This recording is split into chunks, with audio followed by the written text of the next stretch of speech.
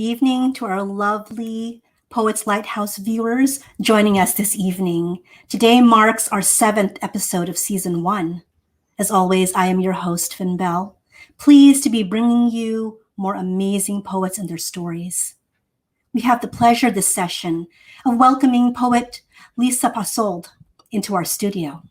Lisa is the author of 5 books of fiction and poetry. In 2012, her work, Any Bright Horse, was shortlisted for the Governor General's Award. Her first poetry collection, Weave, was called a masterpiece by Geist Magazine. Her second, A Bad Year for Journalists, was nominated for an Alberta Book Award and awarded a Canada Council grant to transform the book into a Toronto theatre piece. Lisa is the host and co-writer of Discovery World's TV travel show, Paris Next Stop. She has also written for radio and theater and is the creator of Improbable Walks, storytelling walks focused on legend and place memory. It is such a treat to have you join us here today, Lisa. Thank you, Finn Bell. It's really lovely to be here, virtually here at the Poets Lighthouse. It's a real pleasure to chat with you. Thanks for inviting me.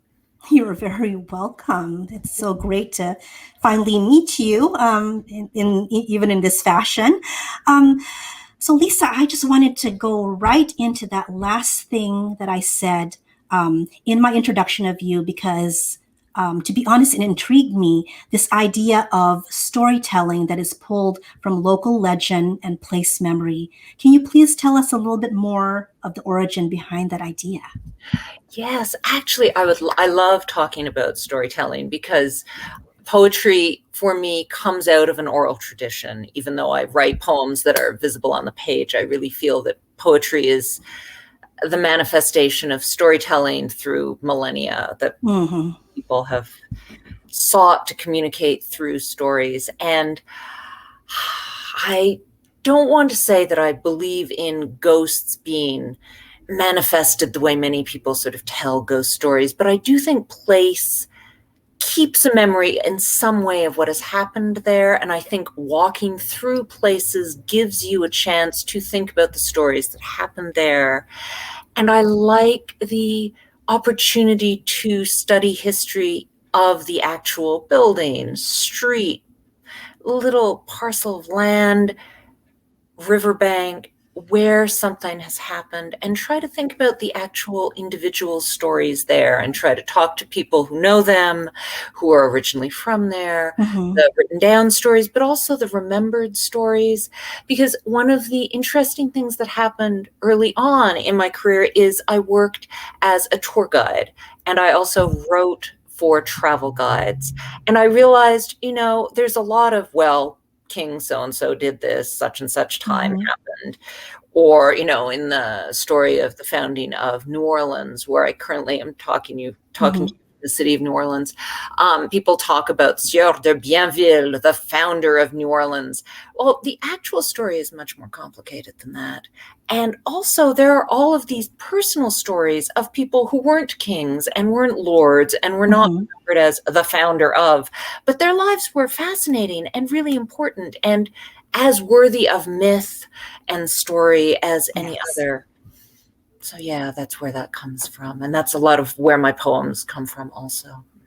I kind of like the romance of that, of having that idea of a memory that is embedded in a place, and it kind of has echoes of all the people who walked through it, kind of as a sixth sort of sense where you're, for lack of a better word, just sniffing the aroma of it, and you're getting a sense of all these people. Like you said, not just the prominent people, but also everybody else who was woven into the fabric of these different stories. So that was totally gorgeous the way that you described that. Thank you so much. So, viewers, we want to know so much more about Lisa, but before we do that, we are going to go on a short break.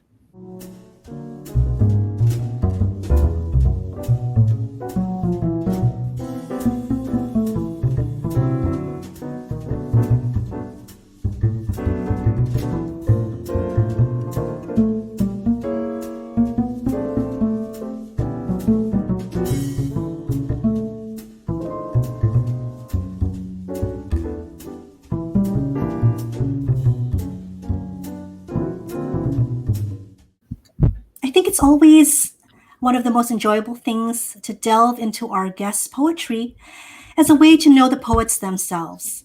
One of the poems I've had the pleasure to read was the selection that Lisa will be sharing with us today, Passage d'Enfer. Will you give us an introduction to the piece and read for us, Lisa? I'd love to. Thank you, Bell. Passage d'Enfer is actually a street in Paris, and it translates to Passage of Hell. Enfer is hell. And it's actually a joke on a location nearby, which is d'Enfer, D-E, it's spelled differently. But Passage d'Enfer is actually located close to the catacombs in Paris. So it was this play on words that referred to the fact that there was an entrance into the bowels of the earth, into the catacombs of Paris. And a friend of mine lived in Passage d'Enfer for a while. So, and today, this is, a long time ago, my friend lived there. And today there's a perfume named for Passage d'Enfer, which is quite hilarious, actually. And so these are actual facts and related to walking in the streets of Paris and the history there. And the poem definitely sprang out of that. That's where it came from. That's a great story. I love that. Okay, so we would love for you to go ahead and read that wonderful, very rich poem for us, please. Oh, thank you. Passage d'Enfer. That window with the open shutter in Vermeer's little street pushes at me. Is the latch broken, or is the woman airing out the room after making love? Or did she throw a vase out from the second story in a private sort of rage, and now someone's scrubbing up the mess down on the porch? Remember when you lived near the muddy catacombs? Everything above ground was cobblestone scenic. You were all early Godard, while I was imitating Derek Jarman. There isn't a breath of wind in this painting. Doesn't personal history seep into everything?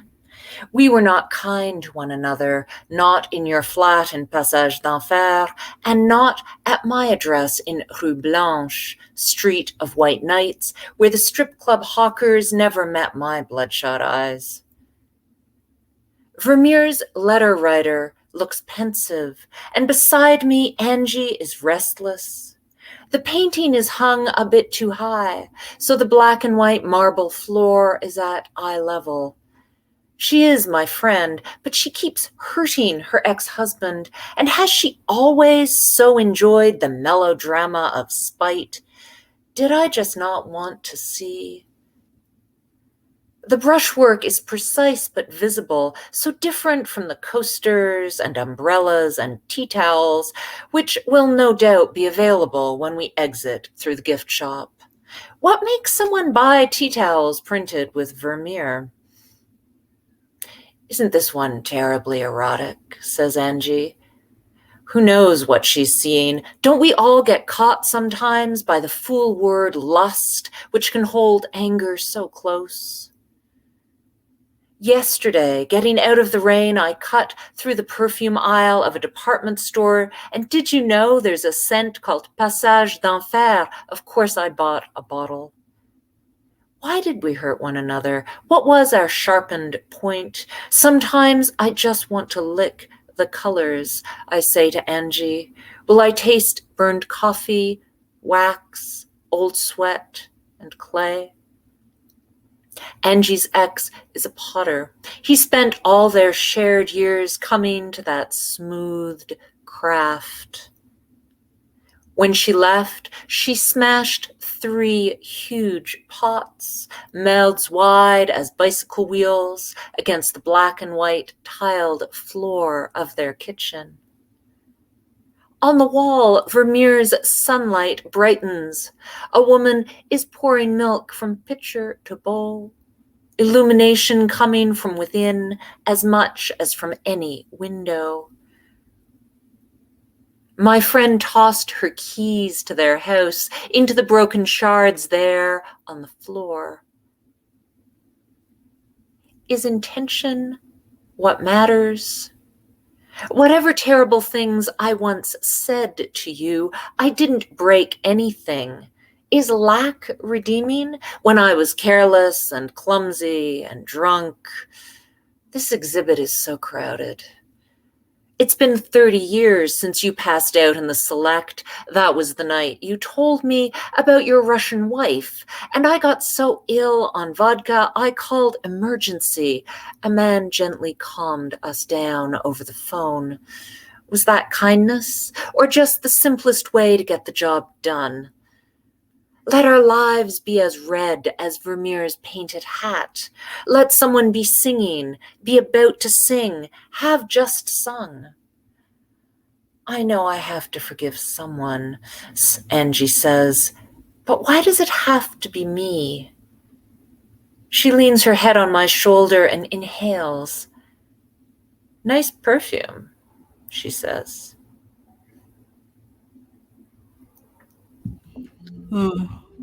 That ran through my mind as the backstory to a painting itself. I loved how it did that.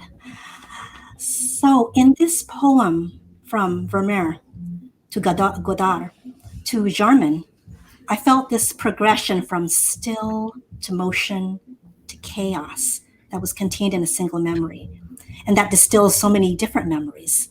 Did you find that vivid images effectively call up the language you use in your poems?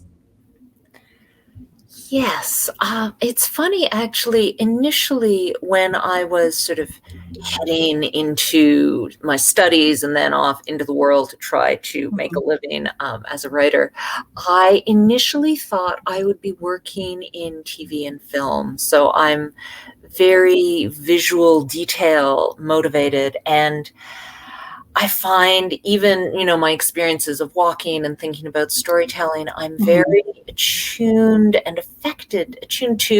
by small details like the cobblestones in the Passage d'Enfer, for example. Really still, I can remember how they smell, how they felt underfoot. They're in my head permanently.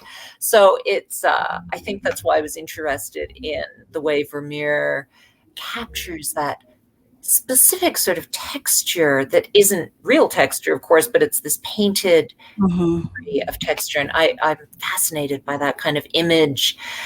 And I'm really interested in ekphrastic poems also that are inspired by visual work. Trying to convey visuals in your work as a writer is so interesting, as I know you find also. So. Yes. Do you find that your ekphrastic muse, I guess you could say, comes from other just really vivid sources that that kind of tickle other senses, smell or just kind of like sometimes an earworm, aside from something visual? So true. The earworm actually strikes a chord. Funnily enough, when I didn't end up initially working in TV, though eventually I did. Initially, I got a job as a music journalist, so I listened to a lot of music. And I live with a singer, Bremner Duthie, and so I listen to sound, and I have a lot of inspiration from sound and also from all the senses, actually. Smell, obviously, in this last poem, perfume is an interesting aspect, but also the way things sound. In the poem I read, the smashing of the pots, but also Vermeer's paintings, I find there's a lot of this frozen moment of, musicians playing or somebody talking, and you can almost hear what's going on there. So yes, definitely, senses are so important to my writing. Yes. You encapsulated that perfectly about listening in when you are viewing there is that sense with Vermeer where you do actually hear the music. I know it's a strange thing, but yes, it's very ripe and present in that moment when you're viewing it. So Paris and her flavor abound in your poems. If you had to entice someone who was not enamored of her charms, what would you say to them? Well, Parisians love dogs, so they would be delighted, I think, that there was a dog involved in, discussing the city of Paris. Paris for me has been a city I've spent, in fact, sort of half my life living in, and I've written a lot about it. And there's so many things I could possibly say. I'm not entirely sure where to start, but I actually started writing poetry seriously when I started living in Paris. And the bookshops in Paris, Shakespeare and Company, and the Canadian bookshop, the Abbey, and the more recent but fantastic bookshop, the Red Wheelbarrow, also all had these opportunities for me to learn to be a better writer and reader. And they had all sorts of events, and they really opened up my mind. And so Paris, as a place to walk and as a place to learn from, sort of viscerally through the senses from being there, had a huge impact on how I do write and why I write. I can't really imagine most of my work without the city. I feel very involved in it, funnily enough. I know that a lot of artists of different walks are inspired so much, obviously, by Paris. Do you think a lot of the history of other artists being inspired and writing about Paris has something to do with that? Yes. Oh, yes, definitely. I'm sure there would be a wonderful excitement to be a writer in a place that had no written history, but obviously would have oral history. By definition, if there are humans, there will be oral history that is very important. Storytelling and narrative drive. Certainly, New Orleans and Paris and my original city, Montreal, all have very intense literary histories. And that's so inspiring and encouraging, because you can look at the evidence and say, all right, all of these other writers also had days when they're like, there is no point to writing another poem. Nobody needs this poem. No one is waiting for it. But the city encourages you. The place encourages you. Yeah.